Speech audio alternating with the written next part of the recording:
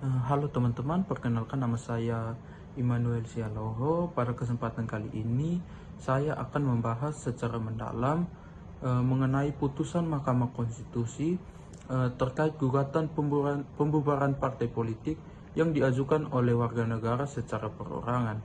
Hal ini sangat penting dalam konteks demokrasi Indonesia karena menyangkut peran Mahkamah Konstitusi sebagai lembaga pengawal konstitusi sekaligus pengendali terhadap partai politik yang berpotensi melanggar hukum. Melalui video ini saya akan mengurai sedikit tentang latar belakang gugatan, isi putusan Mahkamah Konstitusi, serta implikasi hukumnya, sekaligus memberikan analisis terhadap kewenangan pembubaran partai politik di Indonesia. Pada awal tahun 2024, Mahkamah Konstitusi menerima permohonan uji material yang diajukan oleh seorang warga negara Indonesia. Permohonan tersebut berisi tuntutan agar warga negara diberikan hak untuk mengajukan permohonan pembubaran partai politik secara perorangan.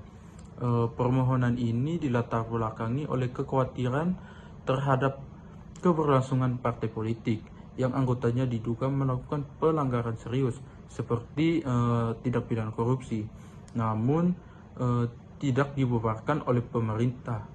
Selain itu, kewenangan untuk mengajukan pembubaran partai politik hanya dimiliki oleh pemerintah saja, sebagaimana diatur dalam pasal 68 ayat 1 Undang-Undang Mahkamah Konstitusi. Penggugat berargumen bahwa pembatasan kewenangan tersebut menghilangkan hak warga untuk turut serta mengawasi dan menegakkan akuntabilitas partai politik.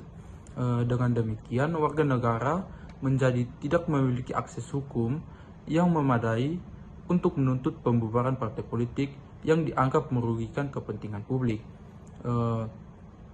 Namun, setelah mempertimbangkan seluruh aspek hukum dan kebijakan, Mahkamah Konstitusi memutuskan untuk menolak permohonan tersebut. MK menegaskan bahwa ketentuan yang memberikan kewenangan pembubaran partai politik hanya kepada pemerintah merupakan pilihan kebijakan pembentuk undang-undang yang harus dihormati. Mahkamah Konstitusi juga menilai bahwa memberikan kewenangan tersebut kepada warga negara secara perorangan berpotensi menimbulkan ketidakpastian hukum dan kekosongan regulasi yang dapat mengganggu stabilitas politik dan hukum di Indonesia. Dengan demikian, Mahkamah Konstitusi menegaskan bahwa kewenangan pengajuan pembubaran partai politik tetap berada di tangan pemerintah dan tidak dapat dialihkan kepada warga negara secara individu. Analisis hukum yang saya ambil di sini secara yuridis, kewenangan pembubaran partai politik diatur secara tegas dalam Undang-Undang Mahkamah Konstitusi dan peraturan pelaksanaannya. Pasal 68 ayat 1 Undang-Undang Mahkamah Konstitusi yang menyatakan bahwa permohonan pembubaran partai politik hanya dapat diajukan oleh pemerintah. Ketentuan ini bertujuan untuk menjaga kestabilan politik dan mencegah penyalahgunaan proses hukum yang dapat merugikan demokrasi. Jika kewenangan tersebut dibuka kepada warga negara secara perorangan, dikhawatirkan akan muncul banyak gugatan yang bersifat subjektif dan berpotensi mengganggu kelancaran penyelenggaraan pemerintah. Namun, dari perspektif partisipasi demokrasi, pembatasan legal standing hanya pada pemerintah dapat dianggap membatasi ruang kontrol sosial yang seharusnya dimiliki oleh setiap warga negara. Dalam demokrasi yang sehat, partisipasi masyarakat dalam mengawasi partai politik merupakan elemen krusial untuk memastikan akuntabilitas dan transparansi. Putusan Mahkamah Konstitusi ini mencerminkan prinsip pemisahan kekuasaan yang ketat, di mana perubahan kewenangan semacam ini harus dilakukan melalui proses legislasi oleh DPR dan pemerintah, bukan melalui judicial review.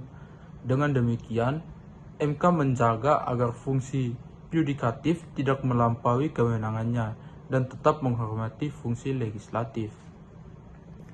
Namun dari sisi efektivitas pengawasan, kewenangan yang terbatas ini dapat mengakibatkan minimnya kontrol terhadap partai politik yang bermasalah, terutama jika pemerintah enggan bertindak. Hal ini menimbulkan dilema antara menjaga stabilitas politik dan memenuhi aspirasi partisipasi warga negara. Putusan ini memiliki implikasi signifikan terhadap dinamika politik dan hukum di Indonesia. Pembatasan legal standing hanya pada pemerintah menempatkan tanggung jawab besar kepada pemerintah untuk bertindak tegas terhadap partai politik yang melanggar hukum. Warga negara dan masyarakat sipil perlu mengoptimalkan mekanisme pengawasan lain seperti pengawasan pemilu dan pelaporan pelanggaran untuk mendorong akuntabilitas partai politik, serta perlu adanya dorongan kuat dari masyarakat dan akademisi agar DPR dan pemerintah melakukan revisi undang-undang yang memungkinkan perluasan partisipasi warga negara dalam pengajuan pembubaran partai politik secara formal. Demikian pembahasan analitis mengenai putusan Mahkamah Konstitusi terkait gugatan pembubaran partai politik oleh warga negara. Semoga penjelasan ini dapat memberikan sedikit gambaran tentang kompleksitas kewenangan pembubaran partai politik dan tantangan dalam mewujudkan demokrasi yang sehat di Indonesia.